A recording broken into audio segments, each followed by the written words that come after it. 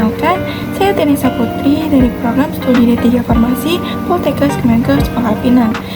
Di kesempatan kali ini, saya akan menjelaskan materi tentang sistem ekskresi pada tubuh manusia. Tolong simak baik-baik ya. Check it out.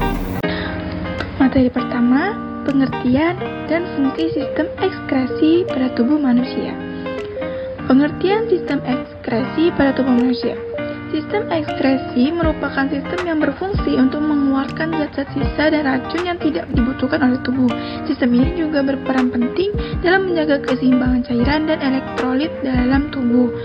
Fungsi sistem ekskresi adalah untuk menjaga keseimbangan cairan dan elektrolit dalam tubuh, serta membuang zat-zat sisa dan racun yang tidak dibutuhkan oleh tubuh. Ginjal merupakan organ utama dalam sistem ekskresi yang bertanggung jawab untuk menyaring darah dan menghasilkan urin. Kemudian, organ-organ sistem ekskresi. Yang pertama, kulit.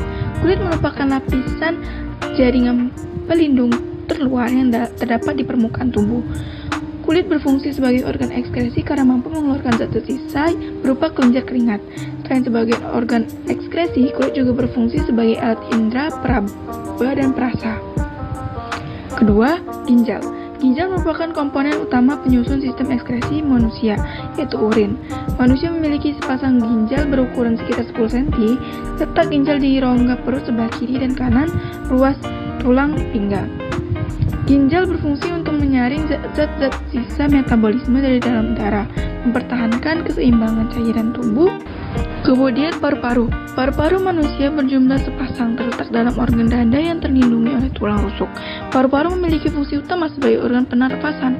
Paru-paru juga merupakan organ ekskresi yang berfungsi mengeluarkan zat atau gas-gas sisa proses pernapasan, yaitu gas CO2 atau karbon dioksida dan H2O uap air.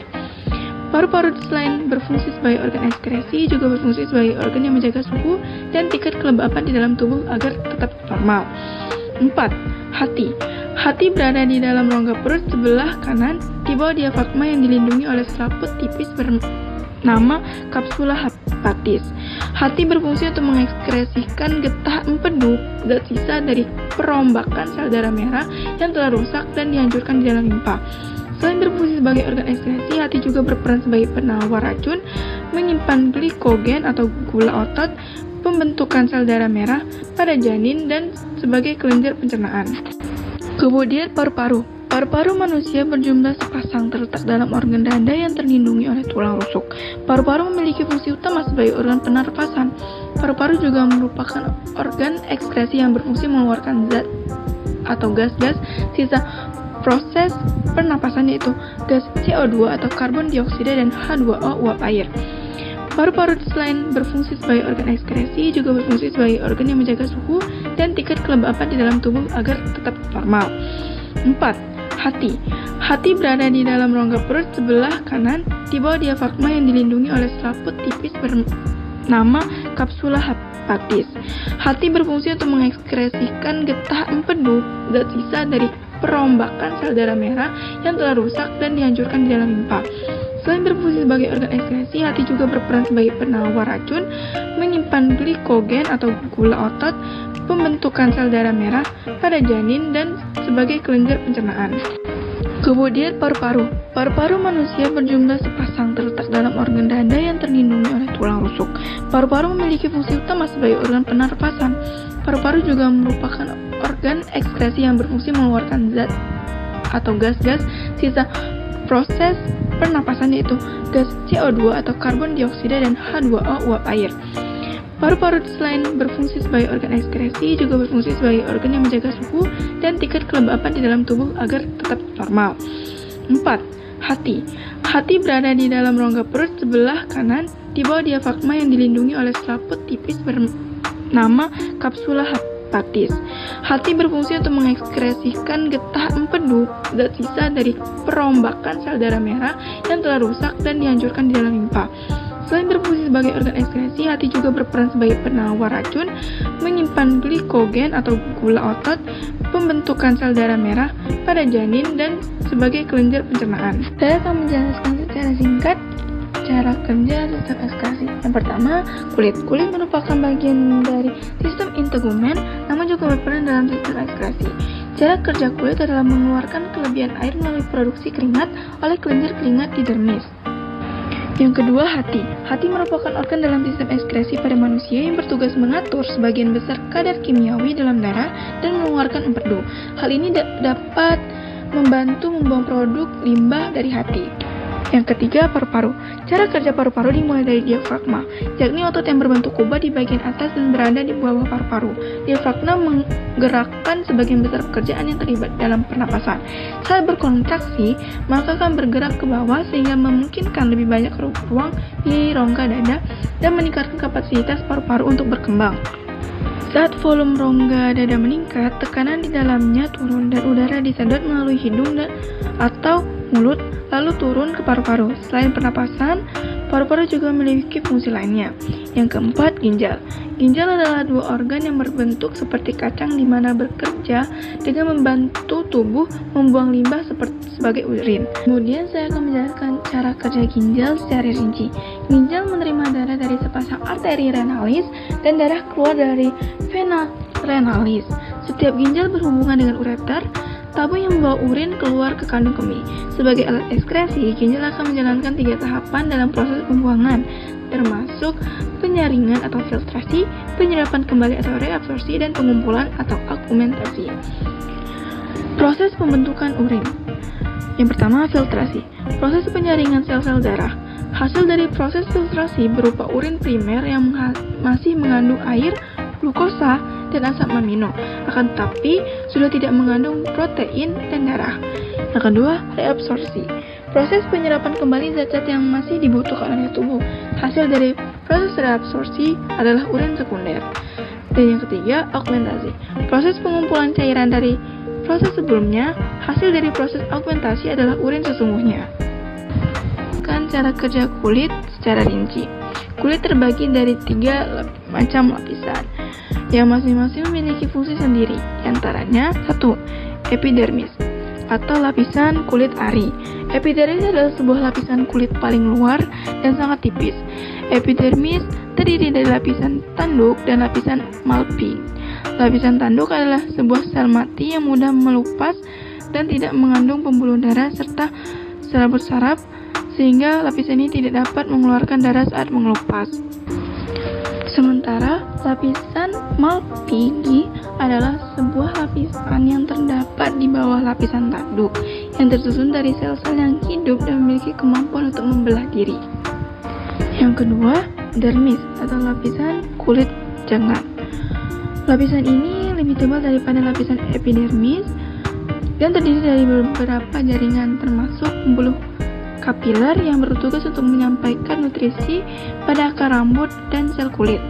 Kelenjar keringat yang bertugas untuk menghasilkan keringat, kelenjar minyak yang akan menghasilkan minyak agar kulit dan rambut tidak kering, pembuluh darah untuk mengedarkan darah ke seluruh sel atau jaringan, ujung-ujung saraf yang meliputi ujung saraf peraba, rasa nyeri, rasa panas, dan rasa sentuhan, dan kantong rambut yang menjadi tempat akar, batang, dan kelenjar minyak rambut. Ketiga, lapisan bawah kulit. Lapisan ini terletak di bawah dermis, di antara lapisan jaringan ikat bawah kulit dengan dermis, yang dibatasi oleh sel lemak, dan lemak ini berfungsi untuk melindungi tubuh dan dari benturan sebagai sumber energi dan penahan suhu tubuh. Cara kerja hati. Proses pemecahan senyawa racun oleh hati disebut proses detoksifikasi. Sebagai organ yang berperan dalam sistem ekskresi, karena mengekskresikan getah empedu dan urea, hati memiliki beberapa fungsi antara lain. Yang pertama, menghasilkan getah empedu. Getah empedu adalah getah hasil perombakan sel darah merah. Getah ini terdiri dari 2 komponen, yaitu garam empedu dan zat warna empedu. Garam empedu bertugas untuk mengemulsi lemak, sementara zat warna empedu adalah yang membuat feses dan urin yang dikeluarkan bersamaan dengan getah empedu kekuningan. Yang kedua, menghasilkan urea dan amonia. Urea dan amonia adalah salah satu hasil perombakan protein yang harus dibuang dari tubuh karena beracun. Urea ini akan diserap oleh ke dalam darah, disaring oleh ginjal, lalu keluar dari tubuh bersama urin, sementara amonia akan diikat oleh ornitin, kemudian dibawa keluar bersama urin atau dimasukkan ke dalam empedu. Amonia inilah yang akan membuat urin berbau menyengat. Yang ketiga, merombak sel-sel darah merah yang sudah tua.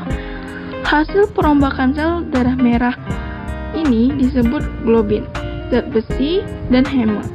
Untuk zat besi dan globin sendiri akan diproses ulang untuk menghasilkan hemoglobin yang baru yang dapat digunakan oleh tubuh kembali.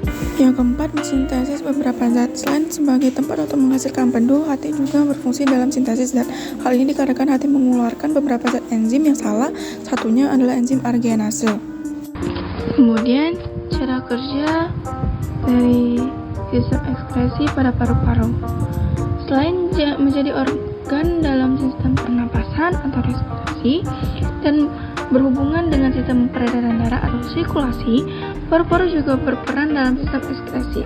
Fungsinya mengeluarkan gas sisa proses pernapasan yaitu gas CO2 atau karbon dioksida dan H2O atau uap air. Dalam sistem ekskresi, paru-paru berfungsi mengeluarkan karbon dioksida atau CO2 dan uap air H2O. Karbon dioksida dan uap air ini lalu dilepaskan dan dikeluarkan paru-paru melalui hidung. Sebagai gantinya, oksigen pun diambil. Jumlah oksigen yang diambil melalui udara sendiri berbeda-beda, tergantung pada kebutuhan, dan hal itu biasanya dipengaruhi oleh beberapa hal. Sebut saja jenis pekerjaan, ukuran tubuh, serta jumlah maupun jenis bahan makanan yang dimakan. Sebagai hasil tersisa metabolisme, CO2 diangkut oleh darah melalui 3 cara, yakni yang pertama, karbon dioksida larut dalam plasma dan membentuk asam karbonat dengan enzim anhidrase 7% dari seluruh CO2. Yang kedua, karbon dioksida terikat pada hemoglobin dalam bentuk karbomino hemoglobin atau 23% dari seluruh CO2. Yang ketiga, karbon dioksida terikat dalam gugus ion biokarbonat HCO3 melalui proses berantai pertukaran klorida atau 70% dari seluruh CO2. Kemudian ada beberapa gangguan dan penyakit yang terjadi pada sistem ekskresi. Yang pertama, uremia. Penyakit sistem ekskresi uremia terjadi pada ginjal sudah mengalami kerusakan. Akibatnya racun atau limbah pada tubuh yang biasanya dikeluarkan ginjal malah berakhir di aliran darah. Penyakit sistem ekskresi uremia ini adalah kondisi yang serius dan kalau enggak segera diobati maka bisa mengancam jiwa. Uremia juga merupakan tanda tahap terakhir penyakit ginjal kronis. Yang kedua, gagal ginjal. Gagal ginjal adalah satu penyakit sistem ekskresi ini terjadi pada ginjal kehilangan kemampuan untuk cukup menyaring limbah dari darah. Ketika kondisinya udah parah banget, upaya penyembuhannya dilakukan melalui cuci darah rutin dan transplantasi ginjal. Yang kelima, diabetes insipidus. Di dalam tubuh manusia ada yang disebut hormin ADH yang berperan dalam proses reabsorpsi cairan pada ginjal. Bila jumlahnya berkurang, maka volume urin yang dikeluarkan tubuh bisa meningkat hingga 30 kali lipat. Kemudian ada asma. Asma merupakan salah satu penyakit yang sering diderita banyak orang. Asma muncul karena adanya penyempitan saluran pernapasan di paru-paru. Penderitanya mengalami sesak dan sulit bernapas. Penyakit sistem ekskresi yang menyerang ginjal dan paru-paru membuat tubuh kesulitan mengeluarkan racun dan keseimbangan proses metabolisme. Yang terpenting, jaga kesehatan dengan banyak konsumsi makanan yang bergizi dan cairan yang baik untuk tubuh. Iya, materi yang dapat saya sampaikan. Saya akhiri. Wassalamualaikum warahmatullahi wabarakatuh. Terima kasih.